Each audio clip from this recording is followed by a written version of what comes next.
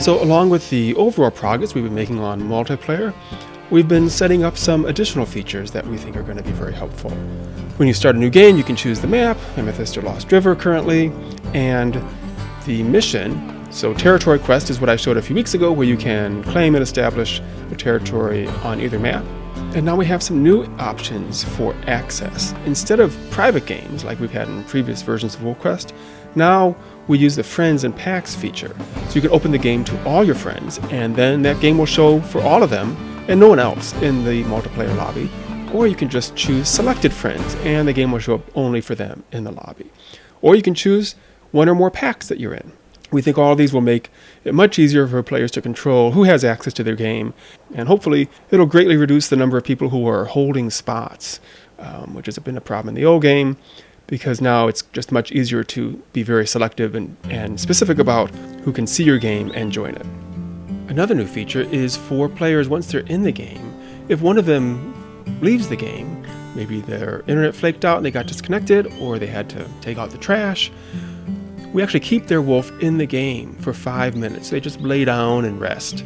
And we basically hold that slot with that wolf in case that player does return. And after 5 minutes, then we'll remove them from the game and free up that slot. Also, at any time when you're in the game, you can go into the pack info panel and see more information about each of the players who are in the game. You can check out their health and hunger and wakefulness. You can check out their stats and read their bio. And of course we have options for the host to warn and kick players, and the choice for everybody to mute or report players who are behaving inappropriately in the game. We've also improved the chat panel now. It appears down here in the corner by default, but you can resize it bigger or smaller, however you want it to be. You can snap it off and drag it around, put it wherever you want on the screen, even another corner, and minimize it, maximize it there.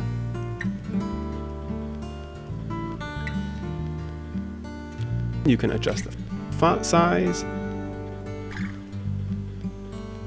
You can adjust the opacity of the panel. And if you said some particularly brilliant things in the chat, you can export it. Save it to your computer to refer to later. We've also got Pack Rally working now. It's very similar as in the old game. If a couple players start howling, then you get the Pack Rally pop-up. And then other players need to join in howling. Not everybody, but the large majority of players need to start howling and howling and howling and crank that meter up. And then you get a stamina boost. And it lasts for, I think it's about 5 minutes. And you can tell that it's active because you have this wolf howling icon on the stamina meter. And when it's almost about to run out in the last 15 seconds, it'll start flashing. And you'll know that it's about to run out. And if you want to keep that stamina boost going, you can do another rally. A new aspect of the Pack Rally is that it ends if any player dies. And we added this after thinking more about the big multiplayer fights that we've seen, and we showed a couple weeks ago from a multiplayer test session. There we had, I think it was 7 or 8 of us fighting a pack of 10 or 11 wolves, strange wolves, and we managed to chase them off. Why? Even though we were outnumbered? Well, because several of our players died, and those wolves just thought, holy cow, these wolves are crazy. They're willing to die for this fight, that we are not that invested in this. And so they ran away because they saw that we were acting irrationally. And so to encourage players to act more rationally, if you have a rally going and any player dies, whether due to a wolf fight or getting kicked by an elk or whatever, the rally is terminated and you'll have to do another one. One other thing about these big fights, not sure if I've ever mentioned this clearly, is the reason we recently switched from the space bar to the A and D keys to shake off attacking wolves. It's partly because ergonomically some people don't like the space bar, but I understand some people don't like the A and D keys either. But the real reason was that when you're in one of these intense fights with wolves all around you and you're hitting that space bar over and over again to break free, what very often happened is you would break free, but you're still hitting that space bar, and that would mean you would attack and bite another wolf when you didn't really mean to, and that was just really annoying. So that was the main reason we changed it. So I think once you get into these kinds of fights, even people who don't love the A and D keys will find that change to have merit.